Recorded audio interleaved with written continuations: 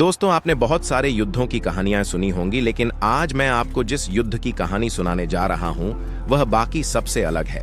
यह युद्ध सिर्फ तलवारों और खून का नहीं था। यह युद्ध था एक राजा की महत्वाकांक्षा और इंसानियत के बीच। यह युद्ध ऐसा था जिसने एक निर्दयी सम्राट को बदलकर उसे करुणा और शांति का संदेश देने वाला बना दिया। यह वह युद्ध था जिसने भारत ही नहीं पूरी दुनिया का इतिहास बदल दिया।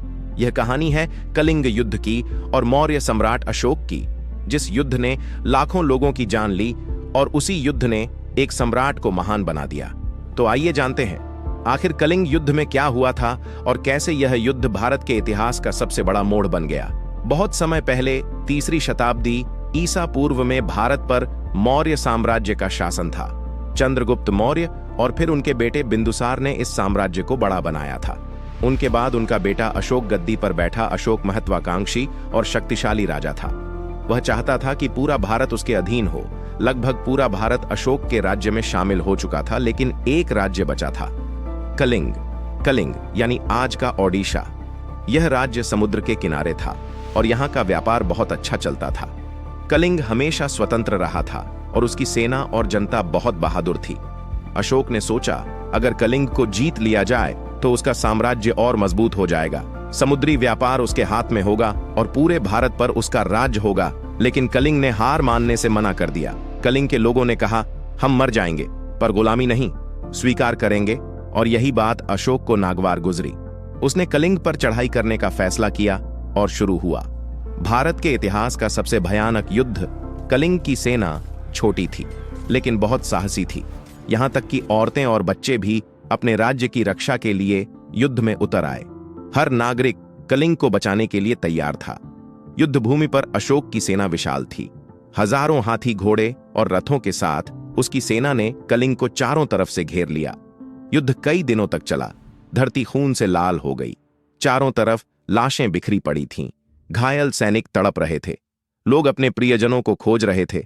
कहा जाता है कि इस युद्ध में 1 लाख लोग मारे गए और 1.5 लाख लोग कैदी बनाए गए। यह विनाश भारत के इतिहास में बहुत बड़ा था। जब युद्ध समाप्त हुआ और कलिंग हार गया, तब अशोक युद्ध भूमि पर गया। उसने जो दृश्य देखा उसने उसकी आत्मा को हिला दिया। हर जगह लाशें थीं। बच्चे रो रहे थे। माताएं अपने बच्चों को खोज रही थीं। घायल लोग दर्द से कराह रहे थे। यह दृश्य देखकर अशोक के दिल में पश्चाताप भर गया। उसने सोचा, क्या यही मेरी जीत है? क्या मैंने इतने निर्दोष लोगों की हत्या सिर्फ अपनी महत्वाकांक्षा के लिए करवाई? क्या सत्ता पाने के लिए इतना बड़ा नरसंहार करना जरूरी था? यहीं से अशोक की सोच बदल गई।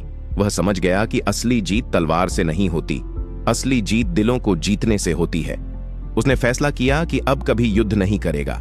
उसने हथियार त्याग दिए और शांति का मार्ग अपनाया। अशोक ने बौद्ध धर्म स्वीकार किया और अहिंसा, करुणा और भाईचारे का संदेश फैलाना शुरू किया।